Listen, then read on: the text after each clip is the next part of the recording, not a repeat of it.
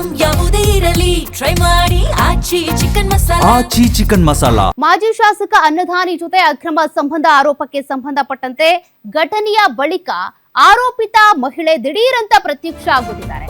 ಪತಿ ವಿರುದ್ಧನೇ ದೂರು ಬರೆದು ತಂದಂತ ಮಹಿಳೆ ಮಾಜಿ ಶಾಸಕ ಅನ್ನದಾನಿ ಜೊತೆ ಅಕ್ರಮ ಸಂಬಂಧ ಇದೆ ಅಂತೇಳಿ ಆರೋಪ ಹೊರಿಸಲಾಗಿತ್ತು. ಮೊನ್ನೆಯಷ್ಟೇ ಈ ಪ್ರಕರಣ ಬೆಳಕಿಗೆ ಬಂದಿತ್ತು. ಎಚ್.ಡಿ. ಕುಮಾರಸ್ವಾಮಿ ಅವರ ಎದುರುಗಡೆ ಹೋಗಿ ತನ್ನ ಅಳಲನ್ನ ತೋಡ್ಕೊಂಡಿದ್ದ ಪತಿರಾಯ ಮಂಡ್ಯ ಎಸ್ಪಿ ಭೇಟಿ ಮಾಡಿ ದೂರು ಕೊಟ್ಟಂತ ವಿದ್ಯಾಲಕ್ಷ್ಮಿ ದೂರು ಕೊಟ್ಟು ಮಾಧ್ಯಮಗಳ ಮುಂದೆ ವಿದ್ಯಾಲಕ್ಷ್ಮಿ ಕಣ್ಣೀರಿಟ್ಟಿದ್ದಾರೆ.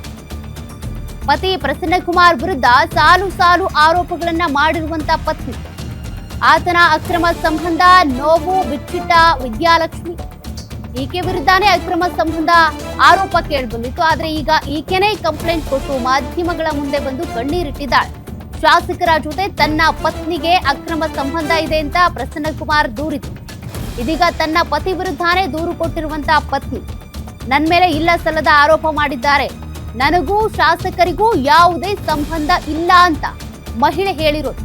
ನನಗೆ ಕೊಟ್ಟ ಕಿರುಕುಳದ ವಿರುದ್ಧ ತಿರುಗಿ ಬಿದ್ದಿದ್ದಕ್ಕೆ ಈ ರೀತಿಯಾಗಿ ಆರೋಪ ಮಾಡಿದ್ದಾನೆ ಅಂತ ತನ್ನ ಗಂಡ ಪ್ರಸನ್ನನೇ ಸರಿಯಿಲ್ಲ ಅಂತೇಳಿ ಪತ್ನಿ ವಿದ್ಯಾಲಕ್ಷ್ಮಿ ದೂರಿದ್ದಾಳೆ. ಕಂಪ್ಲೇಂಟ್ ಕೊಟ್ಟು ತದನಂತರದಲ್ಲಿ ಮಾಧ್ಯಮಗಳ ಮುಂದೆ ಬಂದು ಕಣ್ಣೀರಿಟ್ಟಿದ್ದಾಳೆ.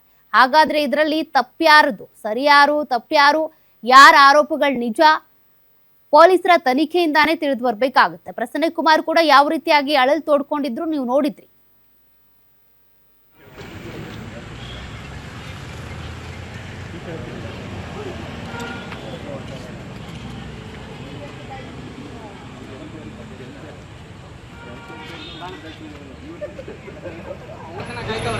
ನೀನು ಬೆಳಗ್ಗೆ ನೀವು 4 ಗಂಟೆ ಗೊತ್ತಾ?